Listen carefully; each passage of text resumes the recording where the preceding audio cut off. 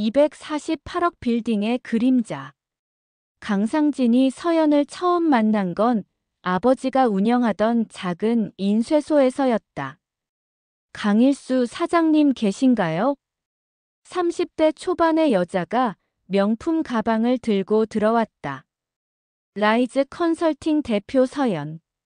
그녀는 3천만 원짜리 인쇄 계약을 제안했다. 작은 인쇄소의 몇 달치 매출이었다. 아드님, 대학은? 지방 국립대 지원했어요. 등록금이 저렴해서요. 서연은 동정 섞인 미소를 지었다. 현명하네. 집안 형편을 아는 거지. 인쇄는 완벽했다. 하지만 납품 후 서연이 전화했다. 색상이 달라요. 다시 해주세요. 견본대로 했는데요. 죄송하지만 우리도 여유가 없어서요. 제대로 된 인쇄물 받을 때까지 잔금은 보류할게요. 아버지는 재료비로 이미 큰 돈을 써버린 상태였다. 재인쇄 비용은 없었다. 서연은 한 달을 끌다가 결국 계약을 파기했다. 법적 대응을 하려 했지만 변호사 비용조차 없었다. 사장님, 사업이 원래 이런 거예요. 다음에 기회 되면 또 거래해요. 서연은 아무렇지 않게 전화를 끊었다. 결국 아버지의 인쇄소는 부도 직전까지 갔다. 인쇄소를 살리려다 아버지는 도윤이라는 투자자를 만났다.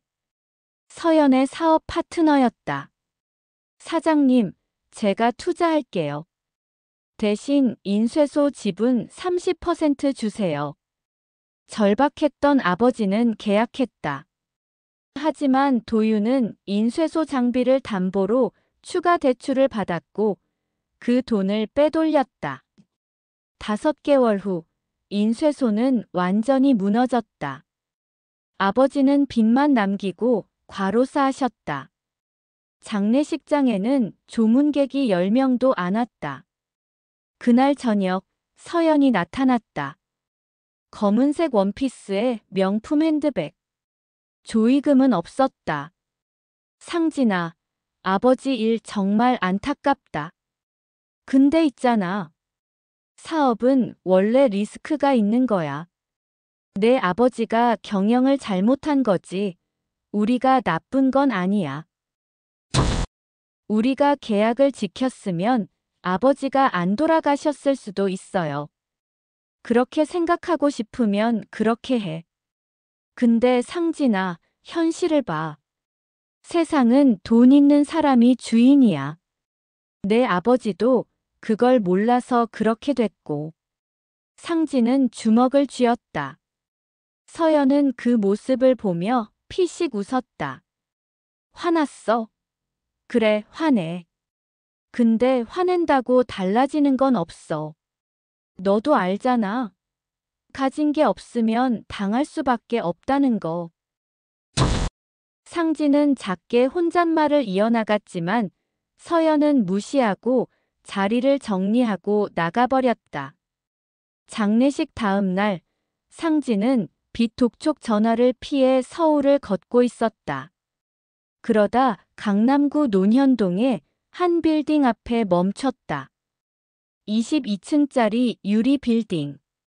1층 디렉토리에 라이즈 컨설팅 마이너스 17층이라고 적혀 있었다.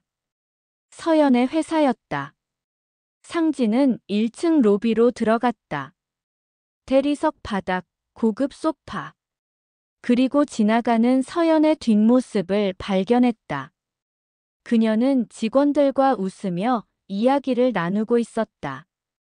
상진의 휴대폰이 울렸다. 또 채권자였다. 그는 전화를 끊고 주머니에서 녹음기를 꺼냈다.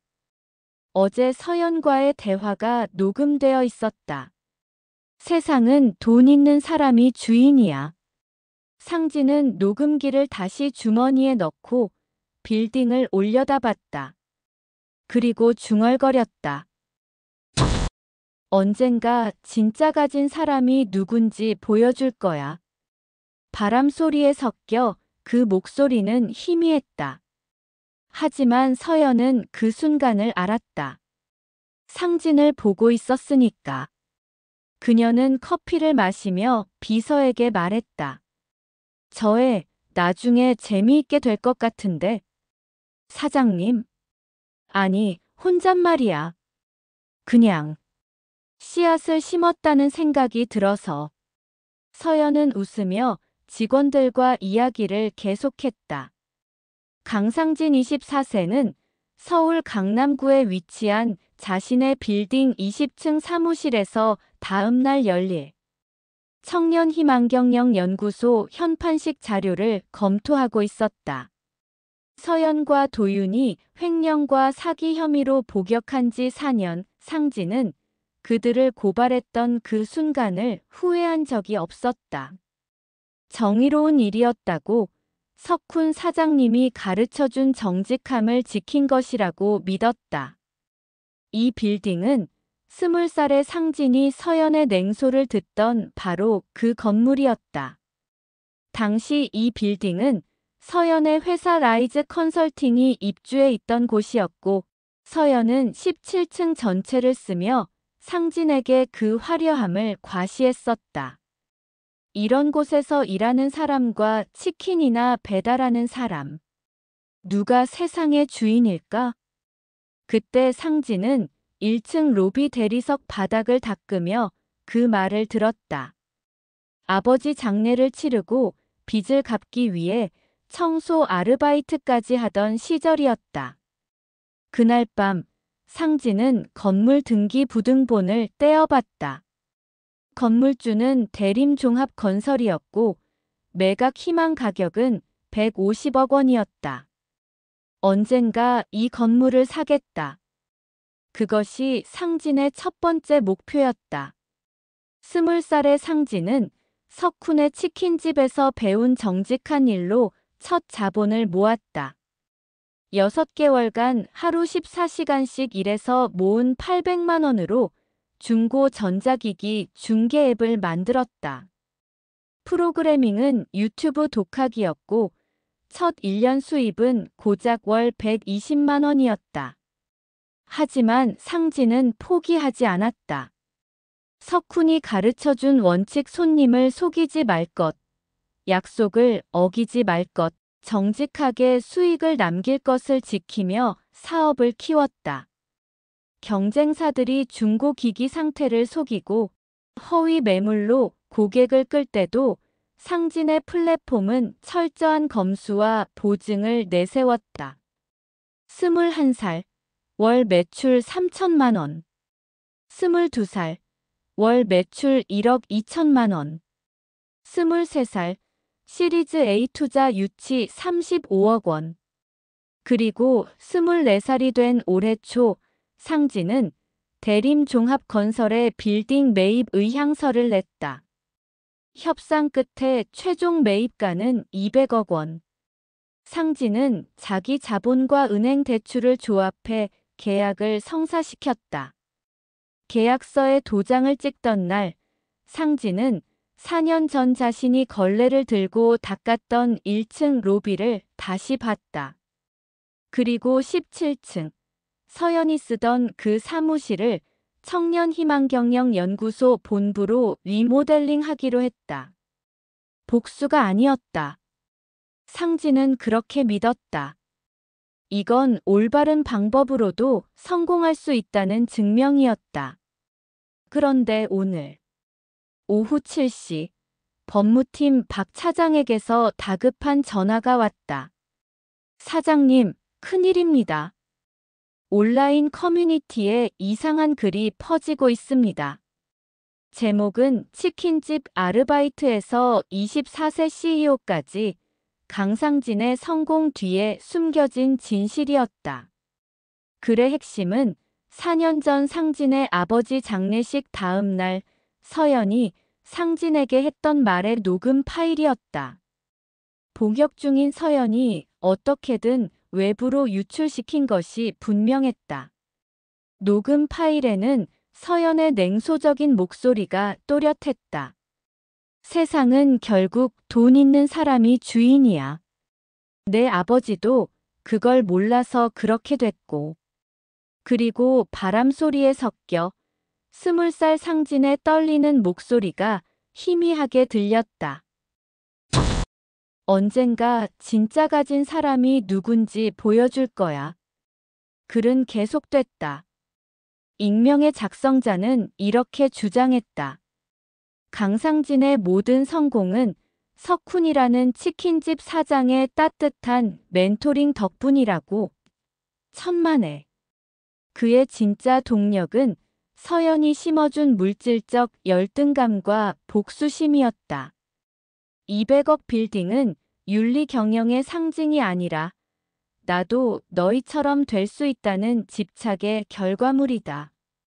게다가 그 빌딩은 서연이 일하던 바로 그 건물이다. 그는 서연의 가장 성공적인 작품이다. 댓글은 순식간에 수백 개가 달렸다. 마이너스 역시 자수성가 신화는 다 뻥이었네 키읔키읔. 마이너스 서연이라는 사람이 일하던 빌딩을 산 거면 완전 복수극 아님? 키읔키읔키읔. 마이너스 복수심으로 성공한 거면 그게 나쁜 건가? 솔직하긴 한데. 마이너스 청년희망연구소라며. 위선의 극치 아님? 그날 밤 11시 상진의 오피스텔 현관벨이 울렸다. 석훈이었다. 67세의 나이에도 여전히 단단한 체격을 유지한 그는 손에 치킨 한 마리를 들고 있었다. 먹고 얘기하자. 둘은 말없이 치킨을 뜯었다. 석훈이 먼저 입을 열었다. 그 녹음 파일 나도 봤다. 죄송합니다. 뭐가? 처음 동기가. 정말 복수심이었습니다. 서연이 옳았어요. 제가 이 빌딩을 사겠다고 결심한 건 그녀가 가진 자가 주인이라고 했을 때였으니까요. 심지어 그 빌딩, 서연이 17층을 쓰던 바로 그 건물이었습니다. 상진은 고개를 떨구었다. 4년 동안 매일 아침 그 건물 앞을 지나갈 때마다 언젠가 저게 내 거다라고 생각했습니다. 그게 저를 움직이게 한 힘이었어요. 이게 정말 정당한 동기였을까요? 석훈은 치킨 다리를 한 입 베어 물며 고개를 끄덕였다. 그래서? 네. 그래서 그 후에 넌 뭘 했냐고. 그 빌딩을 사기 위해 넌 어떤 방법을 썼냐? 석훈은 상진의 눈을 똑바로 봤다. 상진아, 너 그 4년 동안 불법적인 방법 쓴 적 있냐? 직원들 임금 체불했냐? 투자자들한테 거짓말했냐? 경쟁사 짓밟으면서 올라갔냐? 상진은 고개를 저었다.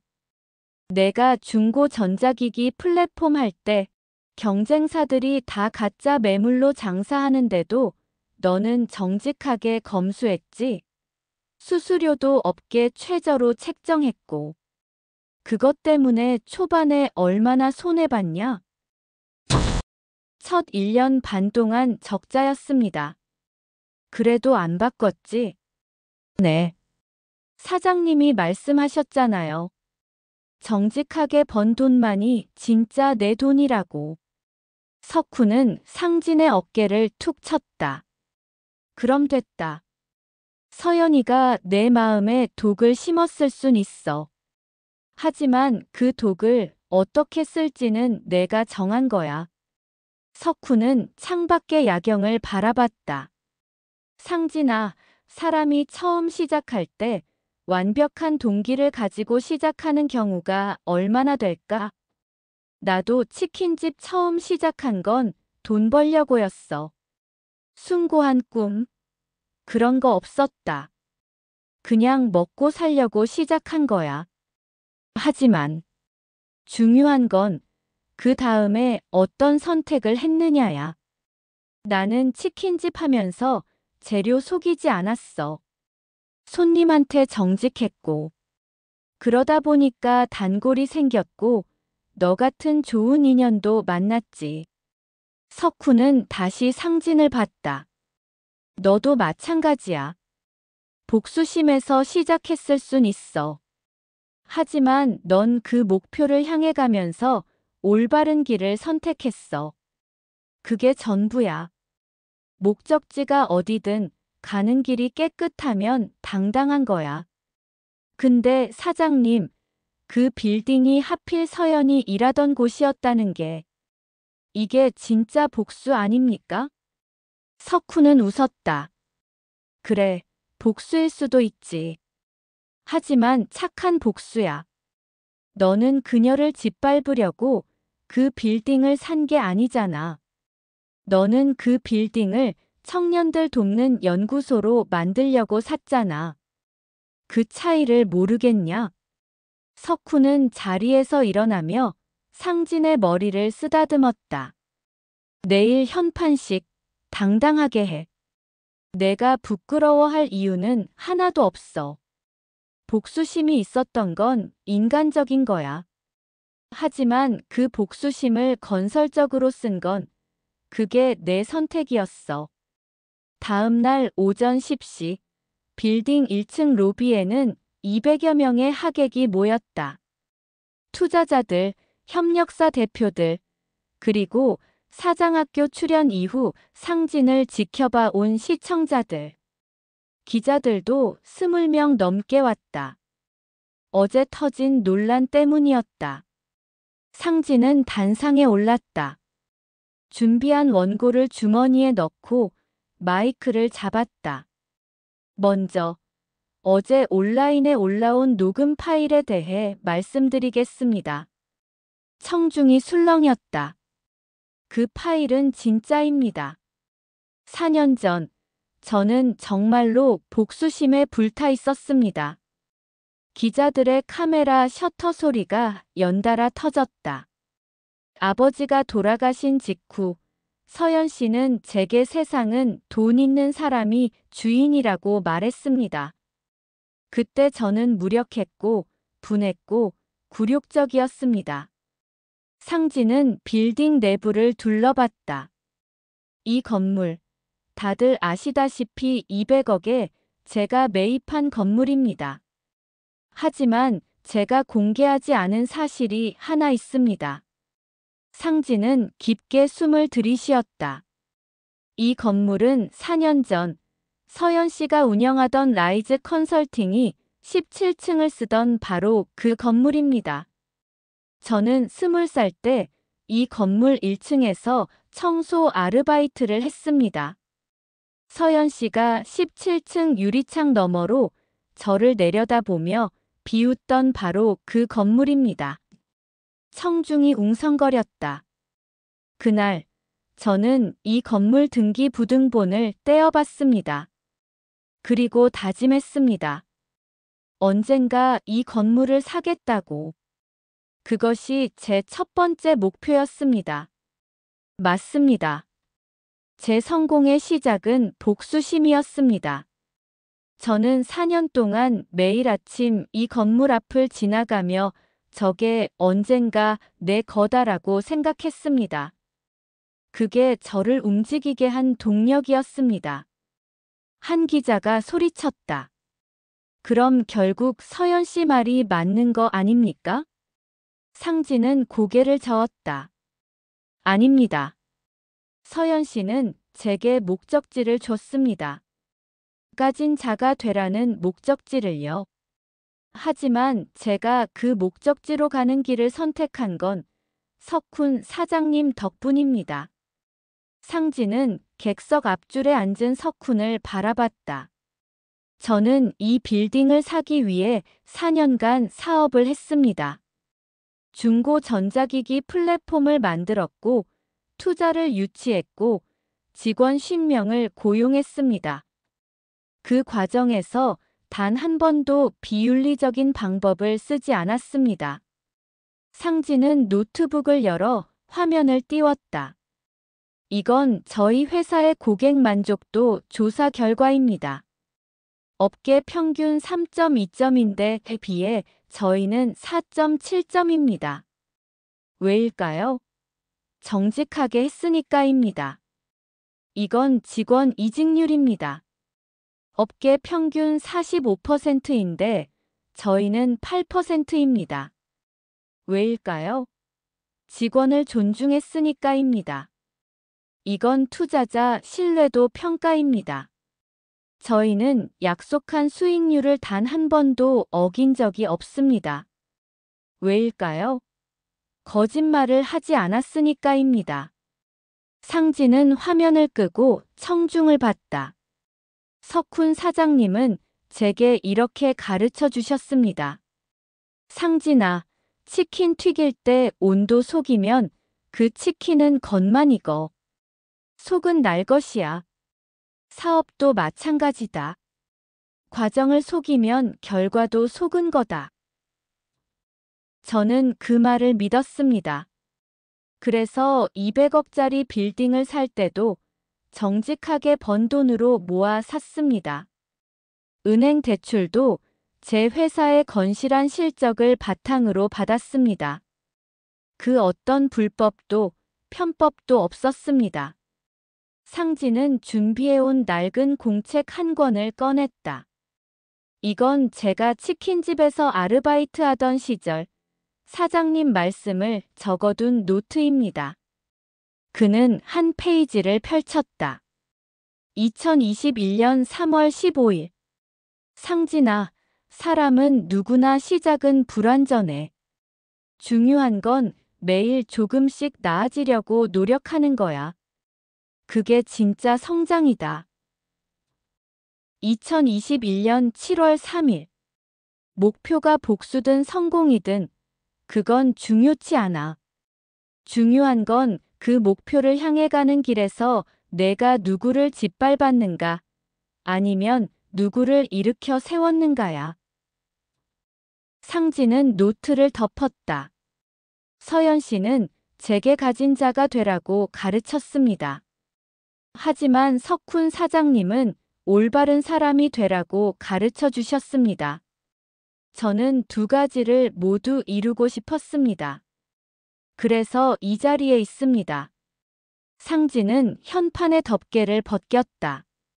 청년희망경영연구소. 이 연구소는 저처럼 어려운 환경에서 시작하는 청년 창업가들에게 멘토링과 무이자 대출을 지원할 것입니다. 단, 조건이 있습니다. 윤리적으로 사업을 운영하겠다는 서약서를 써야 합니다. 왜냐하면 저는 증명하고 싶습니다. 복수심에서 시작했어도 올바른 방법으로 성공할 수 있다는 것을요. 상진은 17층을 가리켰다. 저 17층. 4년 전 서연 씨가 쓰던 사무실입니다. 이제 그곳은 청년 멘토링 룸이 될 것입니다. 매주 10명의 청년 창업가들이 와서 상담을 받고 조언을 듣고 서로 격려할 것입니다. 이게 제 복수입니다. 서연 씨가 저를 내려다보며 비웃던 그 공간에서 이제는 수백 명의 청년들이 희망을 얻는 겁니다. 이게 제가 선택한 건설적인 복수입니다. 박수가 터져나왔다. 기자들 중 한 명이 손을 들었다. 사장님, 그럼 서연 씨에게 하고 싶은 말씀이 있으신가요? 상진은 잠시 생각하다가 대답했다. 감사합니다. 라고 말하고 싶습니다. 청중이 다시 술렁였다. 서연 씨가 제게 심어준 건 분노였지만 그 분노가 있었기에 저는 변화의 필요성을 느꼈습니다. 그리고 석훈 사장님을 만나 그 분노를 건설적인 에너지로 바꿀 수 있었습니다. 만약 서연 씨를 만나지 않았다면 저는 지금처럼 절박하게 성장하려 하지 않았을 겁니다. 만약 석훈 사장님을 만나지 않았다면 저는 잘못된 방향으로 갔을 겁니다. 두 분 모두 제 인생의 스승입니다. 한 분은 무엇을 해야 하는지를, 다른 분은 어떻게 해야 하는지를 가르쳐 주셨으니까요. 현판식 이후 여론은 완전히 바뀌었다. 상진의 솔직한 고백은 오히려 그의 진정성을 증명했다. 복수심에서 시작했지만 윤리로 완성한 성공이라는 서사는 많은 사람들의 공감을 샀다. 특히 서연이 쓰던 17층을 청년 멘토링룸으로 만든다는 부분이 화제가 됐다. 한 온라인 커뮤니티에서는 이런 댓글이 베스트를 차지했다. 이게 진짜 복수다. 상대방을 짓밟는 게 아니라 그 자리에 더 나은 것을 세우는 거. 강상진 존경함. 법무팀 박 차장이 보고서를 들고 왔다. 사장님, 연구소 멘토링 신청이 벌써 230건 들어왔습니다. 그리고 이건 좀 특이한 편지입니다. 교도소 발신 소인이 찍힌 편지였다. 서연의 필체였다. 강상진에게 내가 이겼다고 생각하지 마. 하지만 내가 패배하지도 않았다는 건 인정한다. 나는 내게 독을 줬고 넌 그걸 약으로 만들었다. 그건 내 의도는 아니었지만 내 선택이었다.